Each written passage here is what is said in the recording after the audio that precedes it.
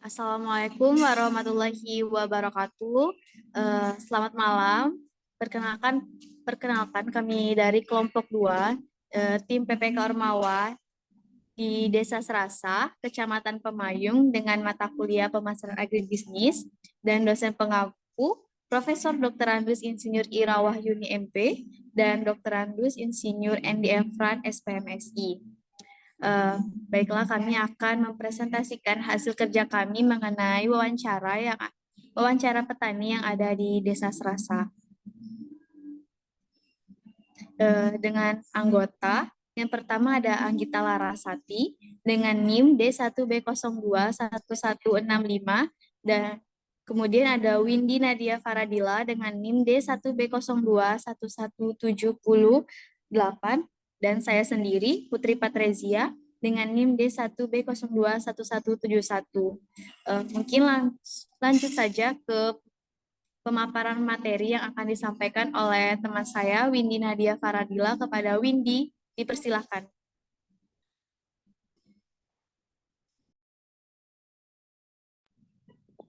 Baik, di sini saya akan menjelaskan apa itu pemasaran agribisnis. Pemasaran atau tata niaga sama dengan distribusi atau marketing merupakan kegiatan ekonomi yang berfungsi membawa atau menyampaikan barang dan jasa dari produsen kepada konsumen. Pemasaran juga dapat diartikan sebagai proses sosial dan manajerial yang dalam ini individu atau kelompok mendapatkan kebutuhan dan keinginannya dengan menciptakan, menawarkan, dan menukarkan produk yang bernilai satu sama lain. Proses pemasaran adalah mengidentifikasi kebutuhan pelanggan, mengembangkan produk atau jasa untuk memenuhi kebutuhan, menetapkan program promosi dan kebijakan harga, serta menetapkan sistem distribusi untuk menyampaikan barang dan jasa kepada konsumen.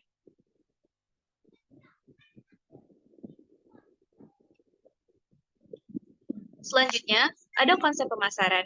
Di sini ada 5 konsep pemasaran yang mendasari bagaimana cara produsen melakukan kegiatan pemasarannya. Masing-masing konsep pemasaran tersebut sebagai berikut, yaitu yang pertama, konsep berwawasan produksi, lalu yang kedua, konsep berwawasan produk, ketiga, konsep berwawasan menjual, keempat, konsep berwawasan pemasaran, yang kelima, konsep berwawasan pemasaran masyarakat.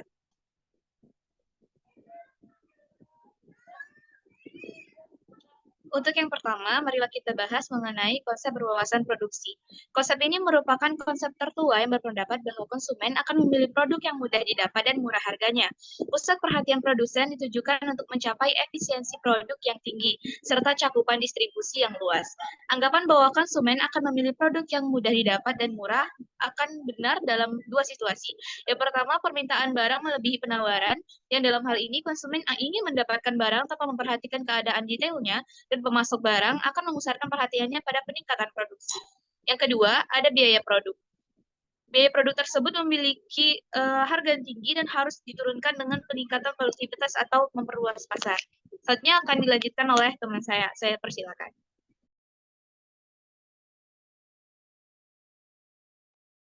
Baiklah, selanjutnya yaitu adalah konsep berwawasan produksi. Konsep ini menyebutkan bahwa konsumen akan memilih produk yang ditawarkan itu kinerjanya terbaik atau hal-hal motif lainnya. Produsen akan memusatkan perhatian pada tujuan untuk membuat produk yang lebih baik dan terus menyempurnakannya karena beranggapan bahwa pembeli akan menyukai produk yang mempunyai kualitas yang baik sehingga pembeli dapat menilai kinerja mutu produk tersebut.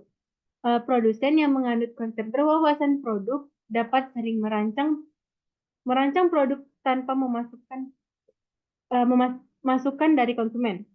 Konsumen pemasaran produk dapat menjadi miopa pemasaran karena hanya melihat pada produk dan tidak melihat kebutuhan pelanggan.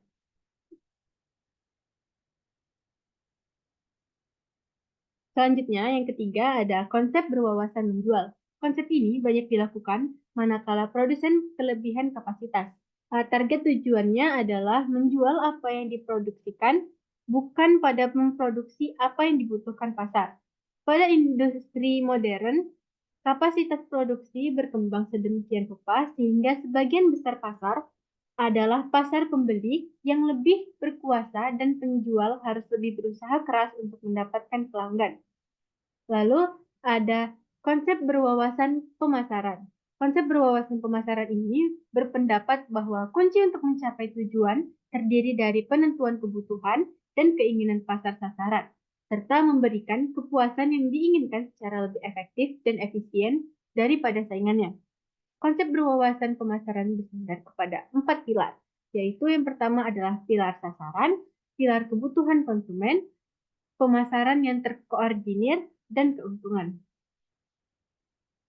Lalu yang kelima ada konsep berwawasan pemasaran bermasyarakat. Konsep pemasaran berwawasan masyarakat ini beranggapan bahwa tugas produsen adalah menentukan kebutuhan, keinginan, dan kepentingan pasar sasaran, serta memenuhinya lebih efektif dan efisien daripada saingannya, dengan cara mempertahankan dan meningkatkan kesejahteraan konsumen dan masyarakat. Konsep ini menghindari konflik yang mungkin terjadi antara keinginan konsumen, kepentingan konsumen, dan kesejahteraan sosial jangka panjang. Konsep berwawasan pemasaran bermasyarakat mengharuskan pemasar untuk menyeimbangkan 3 faktor dan membentuk kebijakan pemasaran, yaitu keuntungan produsen, kepuasan konsumen, dan kepentingan umum. Lanjut kedua, yaitu adalah biaya pemasaran.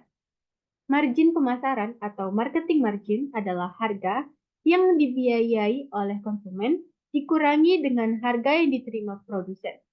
Tinggi rendahnya margin pemasaran ini dipakai untuk mengukur efisiensi sistem pemasaran yang tergantung dari fungsi pemasaran yang dijalankan. Semakin besar margin pemasaran, maka semakin tidak efisien sistem pemasaran tersebut.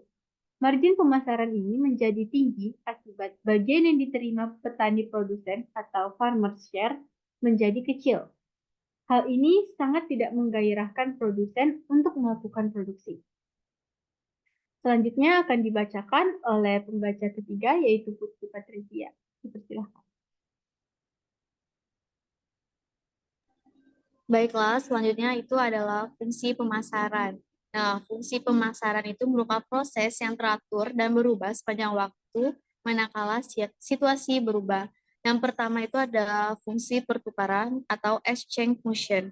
Nah, fungsi pertukaran itu adalah kegiatan yang menyangkut pengalihan hak kepemilikan dalam sistem pemasaran.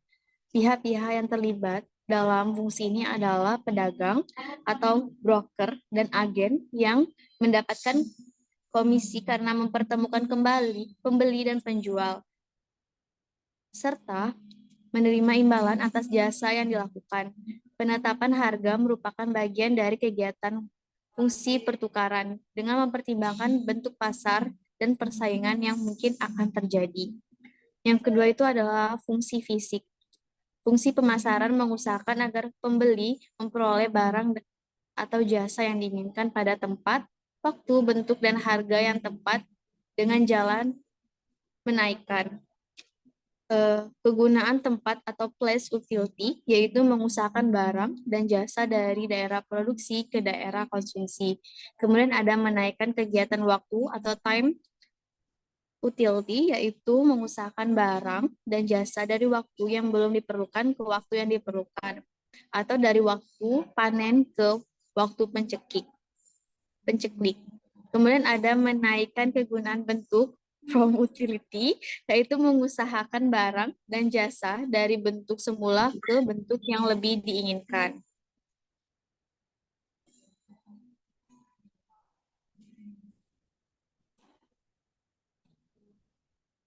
Lalu yang ketiga itu ada fungsi penyediaan sarana. Nah, fungsi penyediaan sarana itu merupakan kegiatan yang menolong sistem pasar untuk dapat beroperasi lebih lancar. Ini memungkinkan pembeli, penjual, pengangkut, dan pemproses dapat menjalankan tugasnya dengan baik tanpa terlibat risiko atau pembiayaan, serta mengembangkan rencana pemasaran yang tertata dengan baik. Beberapa hal yang harus dilakukan dalam proses pemasaran adalah fungsi penyediaan sarana, yaitu yang pertama ada informasi pasar, yang kedua ada penanggung resiko, lalu yang ketiga ada standarisasi dan penggolongan mutu, dan yang terakhir ada pembiayaan. Nah, kami ada wawancara bersama petani di Desa Serasa, yaitu dengan tanaman karet. Ada Bapak Yono dengan usia 54 tahun, tempat tinggal di RT 02 Desa Serasa, pekerjaan sebagai petani. Hasil wawancara yang kami dapat dengan Pak Yono yaitu tanaman karet merupakan komoditi unggulan kedua di Desa Serasa setelah tanaman sawit dengan luas lahan 1.336,97 hektar. Pak Yono merupakan salah satu seorang petani karet dengan luas lahan tanaman karet sebesar 1,8 hektar. Pak Yono telah membuka lahan perkebunan karetnya pada tahun 2016 atau telah mencapai 8 tahun pada tahun ini. Untuk satu kali pemanenan, karet memerlukan waktu 2 minggu. Hasil pemanenan getah mencapai berat 3 pikul atau 181,437 kg. Hasil panen getah karet ini dipasarkan kepada tengkulak dengan harga 8.000 per kilogram. Lalu, dewasa ini para petani karet banyak yang mengalihfungsikan lahannya menjadi lahan perkebunan kelapa sawit yang diakibatkan oleh anjloknya harga getah karet di pasaran, sehingga menjadi keluhan bagi para petani untuk memenuhi kebutuhan sehari-hari. Hal ini diakibatkan oleh beberapa hal, di antaranya yang pertama itu ada bahan karet yang diekspor adalah bahan mentah. Kemudian ada kemampuan industri dalam menerima dan menyerap produksi karet alam yang masih rendah. Dan yang ketiga ada karet alam yang kalah saing dengan karet sintetis. Akan tetapi Pak Yono masih mempertahankan lahan perkebunan karetnya untuk memenuhi kebutuhannya. Hal ini dikarenakan biaya pembukaan lahan perkebunan kelapa sawit dan perawatannya pun cukup mahal. Sedangkan tanaman karet ini hanya membutuhkan pupuk urea dan dengan skala yang sedikit sebelum bisa disadap. Baiklah, sekian dari hasil kerja tim kelompok 2 dari tim PPK Ormawa Miseta di Desa Serasa. Jika ada kesalahan kata mohon dimaafkan karena kesempurnaan hanya milik Allah Subhanahu wa taala. Saya akhiri, wabillahi taufik wal hidayah. Wassalamualaikum warahmatullahi wabarakatuh.